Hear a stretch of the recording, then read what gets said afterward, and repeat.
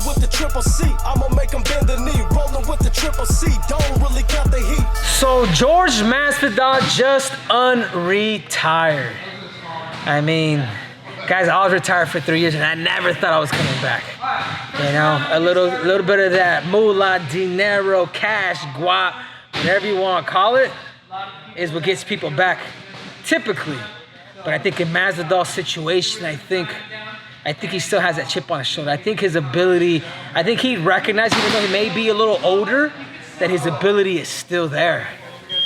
You know, how many guys have unretired, me included, to eventually come back? St. Pierre, you know, pretty much the list goes on.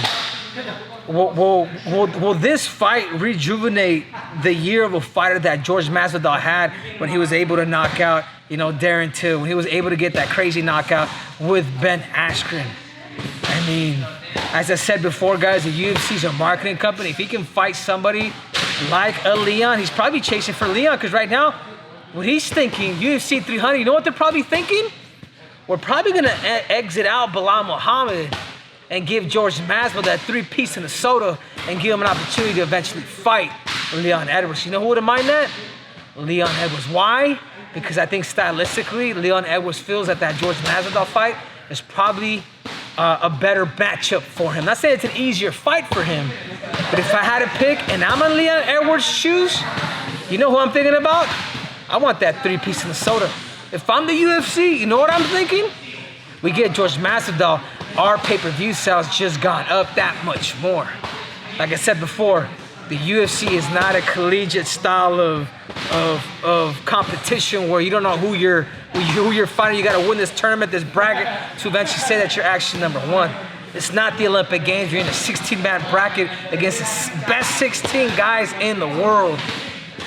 The UFC is a damn entertainment company, so for that reason, guys, I think Jorge Masvidal comes back and he legit fights for the title.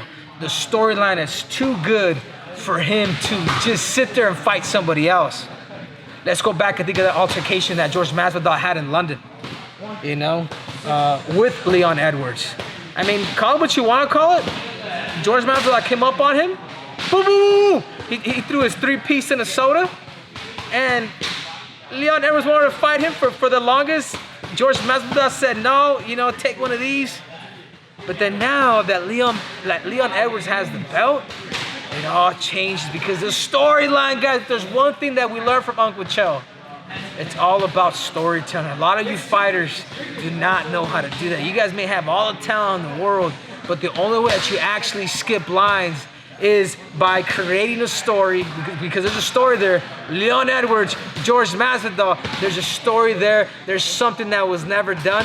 And now I do believe that UFC 300, Jorge Masvidal versus Leon Edwards is about to happen. Again, guys, call me a conspiracy theorist or whatever it is that you want to call me, but I guarantee you, Hunter Campbell, Dana White got on that phone that says, hey, George, what do you think about you fighting maybe Leon Edwards? You don't think they call Leon Edwards? She's like, hey, what do you think of that potential matchup with Jorge Masvidal? Don't you want to get it back? Don't you, as a champion, if somebody freaking sucker punches me, and there's a street fight, and I don't get a chance to get that back, that's the first person that's on my damn mind. So Jorge Masvidal, because of your 3-piece in the soda, because you like to bring your hands in the back and all of a sudden, that's George though. A lot of you guys who go on wins, you guys like to put your hands behind your back. You guys are not Masvidal. Masvidal's about the only guy, when he puts his hands behind his back, in other words, he's telling you, my hands are hot. They're coming. And for that reason, guys, because he was able to do that, the matchup that people would want to see, you put him on the main card, maybe there wouldn't be the main event, maybe there would be the co-main event.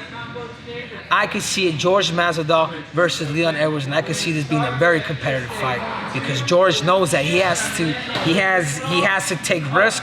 Does he have the ability to catch a guy like Leon Edwards who doesn't take people down, who doesn't submit people? This is a perfect matchup for both people. What you got for me, Joe? Let's say you're right, and they do give Leon Masvidal. What does this mean for Bilal? Do they give him Colby? I think Bilal has turned a lot of people, and I like Bilal.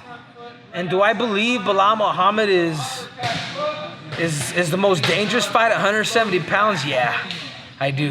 He's got a gas tank. He wrestles. He mixes his fighting. It may not be the best, the most crisp, but he's a freestyle fighter.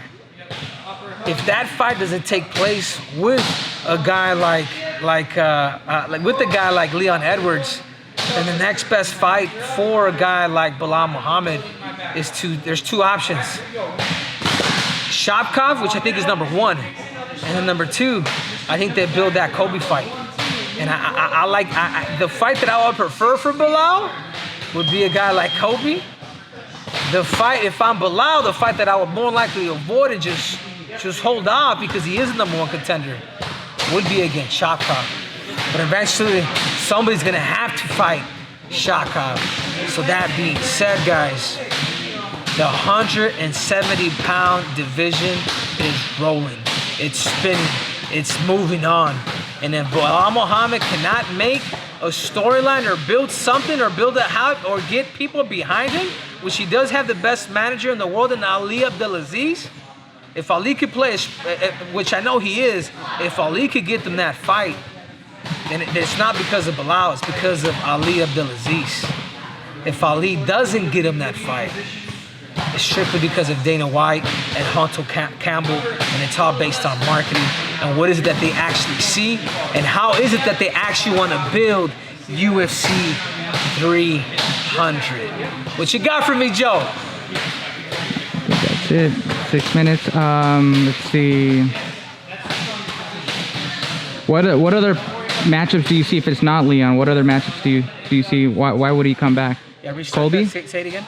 Do you think another potential matchup for Masvidal is to get it back against Colby? Yeah, I think no. I think if he doesn't fight Leon, I think the next best matchup, which they may want to do, is maybe BMF versus BMF. Why don't we do Justin Gaethje versus Jorge Masvidal? There's already been beef. You know, who is the real BMF?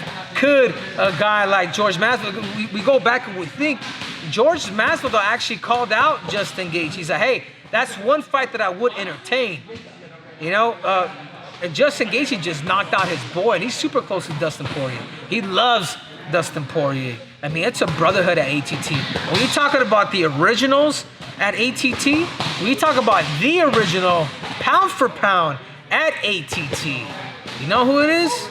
It is Jorge Masvidal and Dustin Poirier. The first time that I went to ATT, this is when Masvidal was probably just getting, you know, this was back in 2000, I want to say it was 2010. Yeah, about 2010, I remember shooting out there, and I remember seeing George out there training. And this is back in 2010, dude. This is 13 years ago, 14 years ago.